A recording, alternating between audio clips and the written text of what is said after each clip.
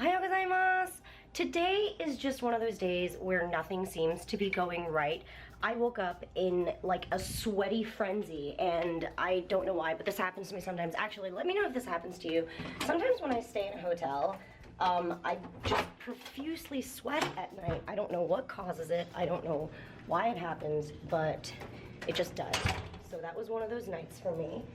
And so I woke up this morning and I was just like drenched in sweat, so I had to take a shower. I wasn't ready for that because I took a shower and a bath last night, so I didn't wake up early enough to account for that. Oops, yeah.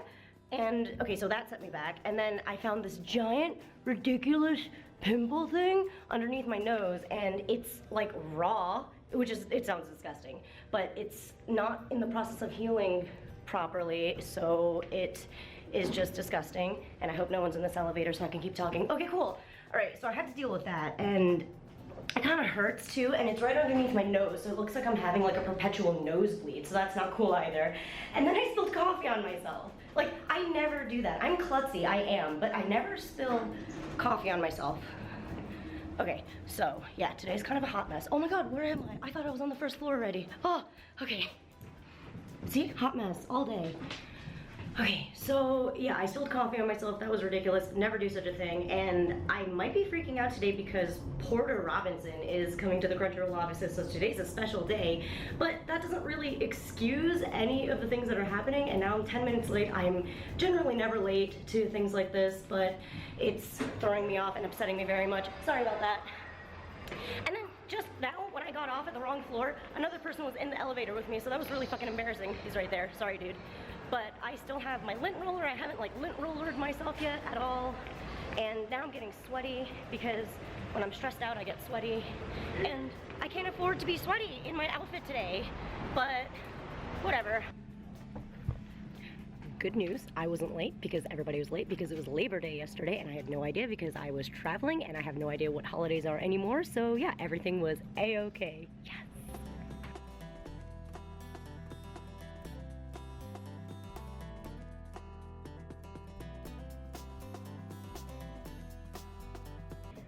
Now I'm producing this really cool shoot that we have going on with Porter, and Victoria is gonna be leading the interview. It's so exciting. Say hi, guys.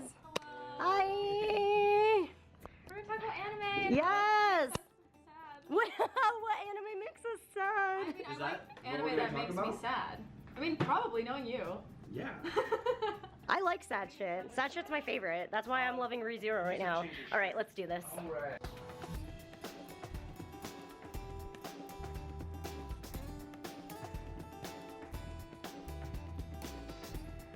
And I am magically back in my hotel room.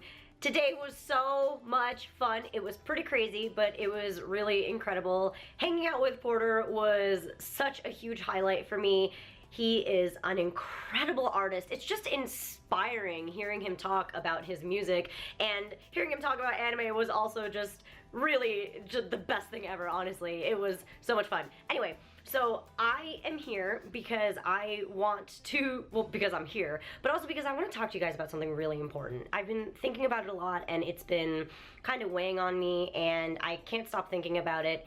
It's about ReZero. More specifically, it's about episode 23, Nefarious Sloth, I think is the name of that episode. I don't really care. The episode name doesn't really matter, and obviously this is gonna be filled with spoilers, so if you haven't watched it, don't watch this. Like, it's gonna spoil so many things, but you need to watch it. It's such a good anime. I'm normally not the biggest fan of action, adventure, fantasy type of anime. I'm more of like a slice of life comedy kind of person. I like to relax when I watch anime. I don't want to be like destroyed every single time I watch any anime, but this one is so worth it. I normally suggest people to watch Sword Art Online as like a gateway anime for those who haven't really, you know, dived into anime, because Sword Art Online, although I don't really like it very much, it does a really good job of showcasing tropes that occur often in anime, and it's just a really good gateway anime. So I like to recommend it to people, but fuck that. ReZero is just leaps and bounds better, and it's also it's also just genuinely a good anime. Now, it's not done yet, so you never know. It could always take a turn. It could always, you know, end up being a piece of shit. But as of now, it is phenomenal. I believe it's on its 23rd episode. Yeah, 23. Episode 23 was the one that recently came out. So yeah, you guys really need to check it out if you haven't already. But if you have, let's gush together and cry together because there is so much going on. So just to recap, in episode 23, Nefarious Sloth, it starts off with Subaru being in this like blue still state because something is happening, right? You don't know what's going on yet. He has this like weird blue flower petal that comes by, and then time stops and everyone disappears and everything is like cast in blue and you don't really know what the hell is happening. And then all of a sudden there is a really pretty flower that just kind of starts attacking him, and then this tiny red like spirit thing has been following him already, and it burns the flower and it basically brings him back to reality. And then he realizes that there's some shit going down because Yuriusu is the only other guy that is aware and awake and all good after that point. Everyone else is still suffering from the delusion, but you find out that it is Ram because she thinks that Subaru has basically betrayed the Rosuaru mansion, and she misinterprets his letter that was originally supposed to say that he's like coming to kind of relocate everybody because of the Majokyo, of the witch cult. He was originally kind of telling her like, get ready because we're gonna relocate to save everybody, but something happened in the way and she got sent a blank letter, which is actually really interesting to the Luguniko world because a blank letter is essentially kind of sensefukoku, which literally means you're declaring war because it's not even worth talking to them. So I thought that was really cool. It was really good like cultural world building for me, and I very much enjoyed that even though it was like just this much of the episode. But yeah, so Ram, because she's a fucking soldier, she goes off and decides that she's gonna destroy Subaru because he's like, oh my god, you betrayer, you are not gonna come destroy this mansion's my life, I'm gonna fucking wreck you. So she comes in and Virhenum-san stops her, and he's actually quite gentle with her. He says something like, okay, it's like, that's enough, like, stop this now. And they have a quick conversation about what's going on, and she explains the whole letter thing, and he's like, no, I would never turn my back on the mansion. I'm here to, like, basically help you guys.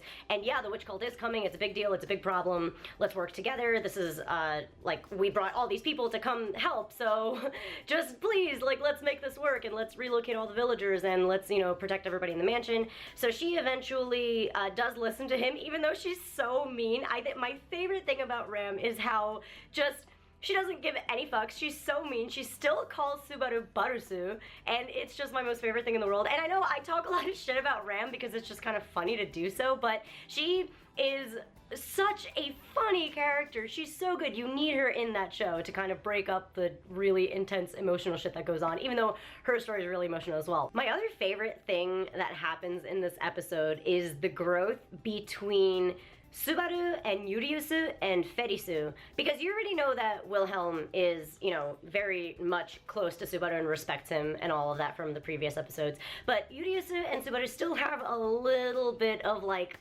they're not like exactly good with one another, but you know they want to. And Ferisu is such a great character. Like, are you a girl? Are you a boy? I mean, you're a boy, but like, I don't know, it's fucking weird. I love it.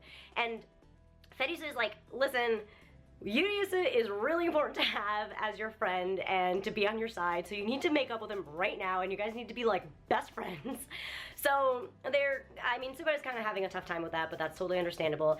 And in the episode, Ferisu has like a really good sixth sense in general. Honestly, such a good character, but one of the carriage driver people is actually possessed by, I forgot his fucking name, Betelgeuse, and he's one of his fingers. So I don't actually quite know how the fingers work. I don't know if it just kind of possesses you one after the other, or maybe you have to have like a certain type of susceptibility to it. I'm not quite sure, but this guy happens to be one of Betelgeuse's fingers, and it's so great because Betelgeuse, I don't know how to fucking pronounce it. I'm just gonna say it with a Japanese accent because I just don't really know how to say it in English. And I also watch the show without subtitles, so I don't know how it's being translated.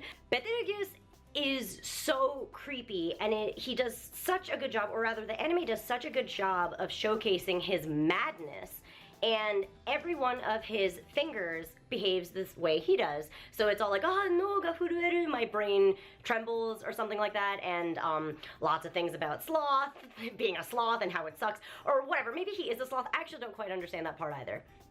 That part might get cut. But anyway, so the way they portray people being Betelgeuse's fingers and how he possesses them is so creepy and so well done. I'm very, very into it. So yeah, he does his whole, like, you know, crazy cackle, and he's like, yeah, I'm one of them, ha, or I'm one of his fingers, ha ha ha, like, this was all a trap.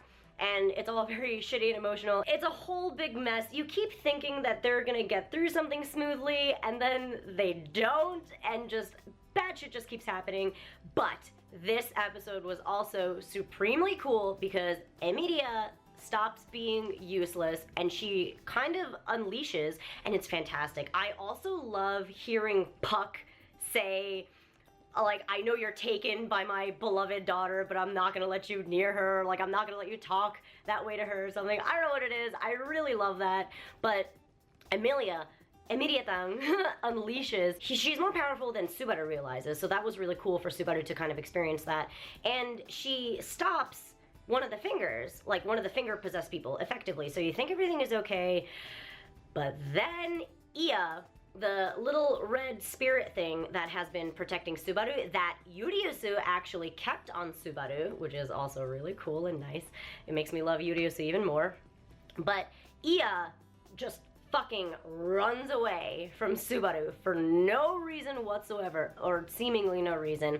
And then Subaru, being the great main character that he is, goes, holy fucking shit, I gotta get out of here. So he runs away without any explanation. He runs as fast as he can. He goes, I gotta get away from Emilia, I gotta get away from Yuriosu, everybody here. And at first you think it has something to do with his personal curse, his like return by death curse, but it turns out that he can feel himself getting possessed by Betelgeuse, and now he is one of his fingers. That part messed me up. I chills just thinking about it because it's so awful. Like, of all people, like, it would be Subaru. He does such a great job fighting it off for a few, and you get to hear real Subaru talk in between, like, the crazy Betelgeuse Subaru version. And honestly, the voice acting is just stellar, because being able to hear the difference and, like, having him flip-flop back and forth, it was so clear what was happening, and I really, really enjoyed that.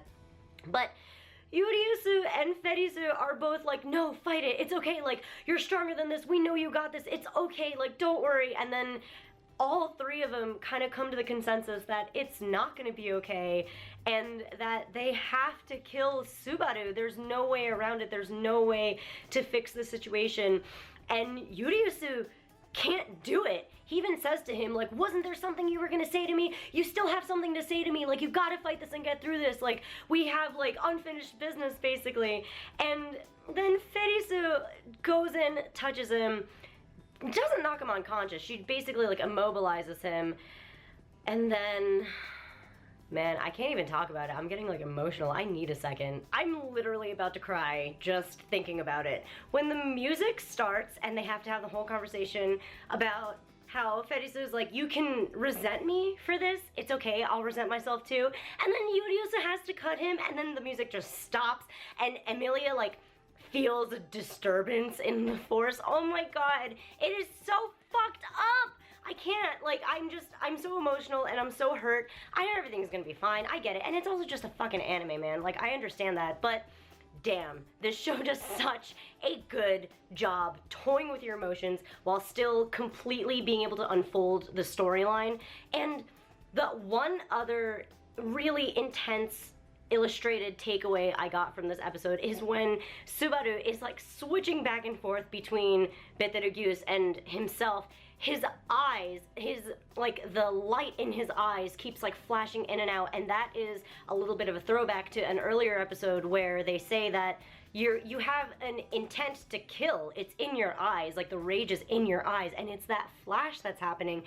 Fuck! This show is so goddamn good! If you're not watching it, you really need to. Like, it's not the best thing in the world, but it's such a good fantasy action adventure anime. And Natsuki Subaru, I know everybody hates him, he's such a loser, I understand, but really, could you do any better than him? Like, really? That is supposed to be his point. Like, he is flawed, and that's why he's phenomenal. That's why he's such a good main character. I have endless love for Subaru, even though there are a lot of things I don't agree with. His non-action is really annoying, but at the same time, I don't know, like, what would you do if you kept dying and coming back to Earth, or coming back to life, and obviously not Earth, coming back to life, and like all these things are just in the way, and you think you're doing it right this time, but then another thing gets in the way, and you also love too many people, too many ladies. I don't know, that was just me. But anyway, I really, really recommend this anime. I want you guys to watch it so that we can talk about it together and so that I don't spoil anything for you guys. But yeah, I just had a lot of feelings and a lot of thoughts about that episode. And also, there's no Rem in this episode, but it was just as good. It was fine. Like, I know there's, like, people with pitchforks, like, freaking out because there's no Rem in this episode, but, like, whatever. Ram was fucking awesome. Emilio did a great job. Yuriyusu is fucking fantastic. Ferisu has all the balls in the world. Subaru!